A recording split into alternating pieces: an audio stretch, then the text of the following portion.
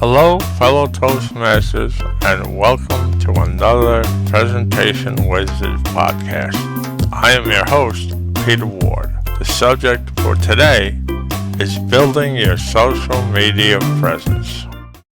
Social media is a collection of websites and application that enables users to create and share content. These sites and applications are tools that help users build and maintain a network of contacts, promote themselves and their organizations, and share information. There are numerous benefits to using social media in your personal life. Social media can lead to making connections with people anywhere in the world who share similar interests and goals, gaining support in your local community or among a broader network, renewing old relationships and maintaining current ones, providing access to diverse viewpoints and resources of information. There are numerous benefits to using social media in your professional life. In a professional setting, social media can assist with networking, help you gain new clients and/or business contacts, assist with job hunting, provide an inexpensive method of delivering content, increasing your visibility among others in your field, and increasing your access to diverse viewpoints and sources of information. Collaborative projects include websites where groups work together to accomplish large projects. Blogs and microblogs include sites where individuals share expertise about specific subjects. These are best for sharing opinions, reviews, new ideas, and experiences. Content communities include websites where users generate content for use and critique by others. This type is best for those interested in participating in a community of like-minded individuals. Social networking sites are the most widely known type of social media. These are sites where users maintain searchable profiles for personal or professional promotion. These websites are best for networking and making connections. Your image on social media is created by building your brand, developing your message, and increasing your followers. A brand can be defined as the emotional connection a person has with your name or organization's name. A brand can include both facts and emotional connotations.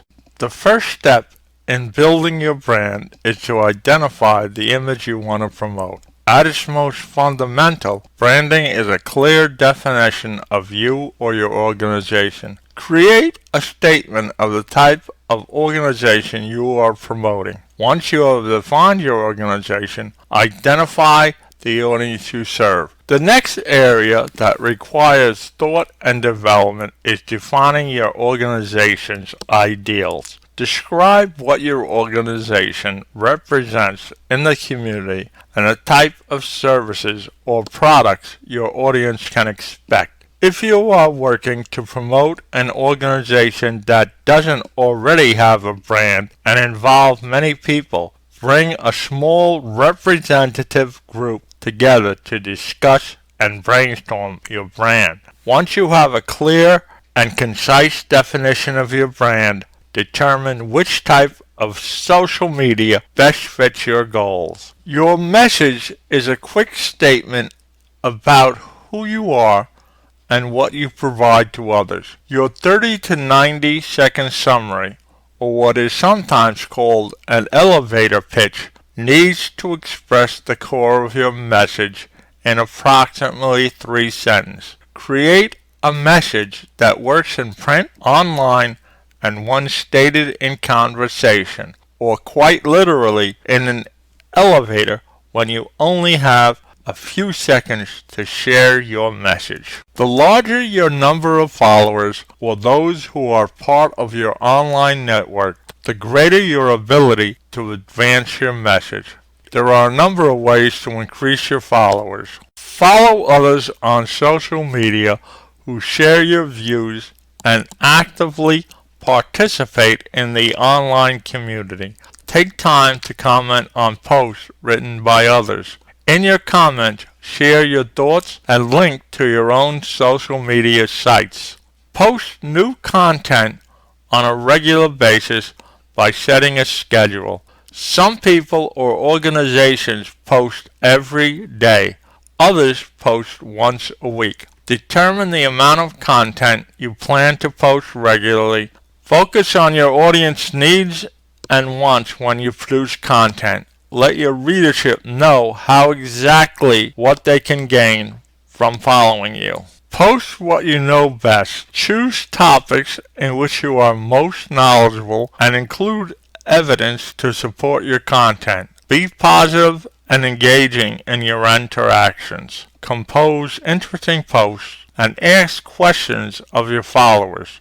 Engage with your audience by taking the time to respond to comments and questions.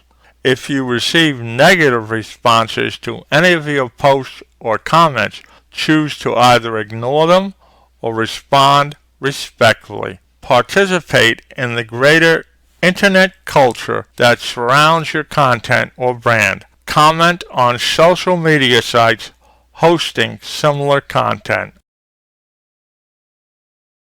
Keep your interaction positive. When engaging online, use the same rules of etiquette as you would if you were speaking in person. Use comments to engage with and learn about your followers personally. Thank your readers for their comments. Ask questions when your followers post content that is interesting or unfamiliar.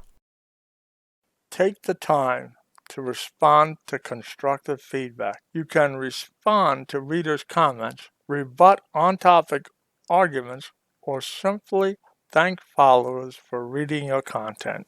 Maintain a degree of sensitivity when discussing your personal life. Don't include full names, phone numbers, addresses, or specific location details unless you are promoting an event or business. Always keep safety in mind when posting to any site on the internet. Be cautious when dealing with the privacy of others by obtaining their consent before posting identifying information. Unfortunately, some people hide behind anonymity online, using comment sections of websites to unfairly attack others. Internet trolls are those who disrupt a forum by attempting to evoke emotional responses from participants. The most effective way to handle an internet troll is by ignoring him. Keep in mind that any interaction with the public or media affects a person's or organization's brand. Acting appropriately is essential. Innocuous content has the potential to come across in a negative way if it can be misconstrued. This is especially true in the case of sarcasm. Consider your remarks carefully before posting. Your content may remain available even if it is deleted. Once material reaches the web, it is archived and searchable by anyone with a computer. Okay, be honest. How many hours have you frittered away in the last week scrolling through your social feeds for the tiny dopamine high you get whenever someone gives you a like or a retweet? Honestly, I can't say I blame you. Social networking's underlying concept of create something, show it to people, and get excited when they like it is an extension of basic human nature that you see in everything from job interviews to those little mini valentines that nobody gave you back in the first grade. So it was only a matter of time before some enterprising folks would find a way to use the internet, which was already being hailed as this great new tool to connect people from all over the world, to examine patterns in online relationships and later to quantify them, satisfying our natural love of using numbers to rank what's most important. Of course, before social networking became mainstream, people were already sharing content online through fora, chat rooms, and tripod pages. But what was the first site that used the modern paradigm of creating profiles and sharing different kinds of information with a subset of that site's users that you were connected with somehow? A number of sites could try to claim that title, but a strong candidate was 6 Degrees, which entered the scene in 1997.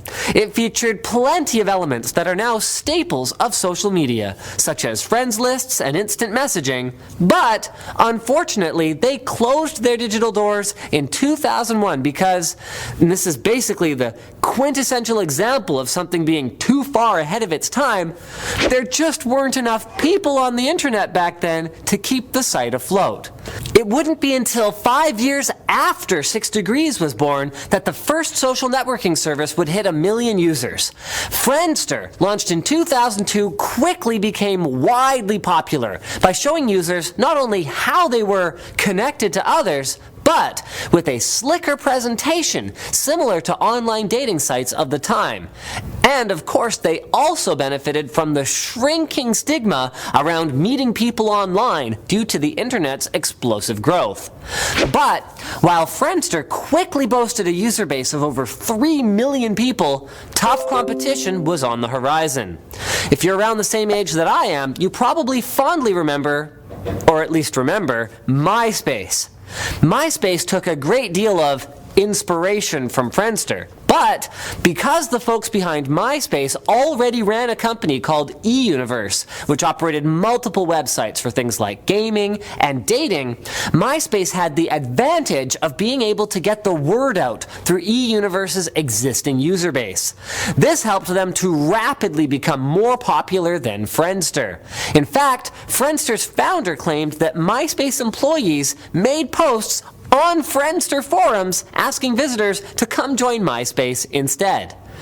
MySpace was also able to develop new features for their site faster than Friendster, meaning, for a while, the internet was awash in profile pages featuring strange backgrounds and weird, sparkly GIFs.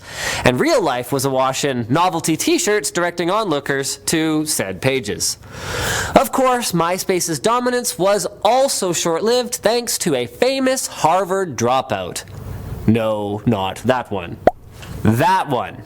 Mark Zuckerberg developed Facebook as a sophomore in 2004, originally intending it to be a campus-wide student directory, apparently because he was simply unhappy that it was freaking 2004 and the university still hadn't created one. After over 1,000 Harvard students registered for the site the first day, Facebook started expanding to other schools, requiring a university or college email address in order to sign up. By the fall of 2005, most universities in the US had access to the site, its explosive growth fueled by the ease with which students could see who else they were connected to through classmates that they already knew. This early version of Facebook lacked modern features, acting as a digital replacement for university directories with much more emphasis on showing background information through user profiles. And the only way that visitors had of submitting anything to another user's page was by changing the wall, a block of text that any user's friends could edit at will. Early on, Facebook didn't have the same pull with advertisers as MySpace, but that all changed once Facebook opened itself up to the masses in 2006, and for better or for worse, Facebook quickly dwarfed MySpace. The most prominent reason for this being that the two sites diverged in terms of their functionality.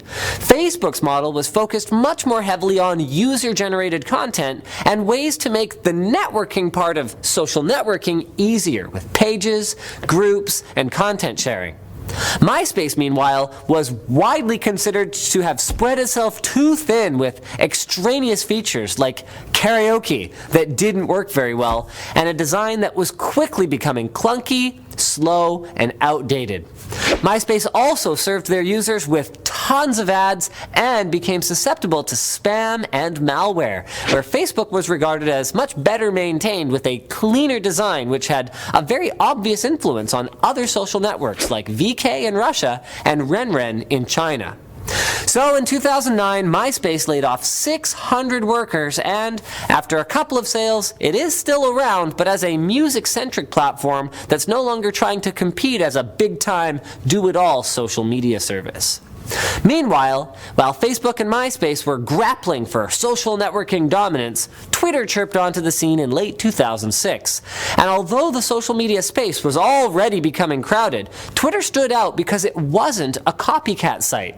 Instead of focusing on user profiles and a huge suite of social networking features, it was based on a much simpler idea: 140-character, non-editable, microblogging posts or tweets that could be used to reach everyone on the site instantly. This simplicity made it popular with convention goers at the 2007 edition of South by Southwest, leading to some serious publicity and an explosion in usage, going from 20,000 tweets per day before the convention to 50 million in 2010. And of course, the introduction of the now ubiquitous and oft misused hashtag in 2007, which Twitter turned into hyperlinks in 2009, and then started using to determine what topics were trending in 2010.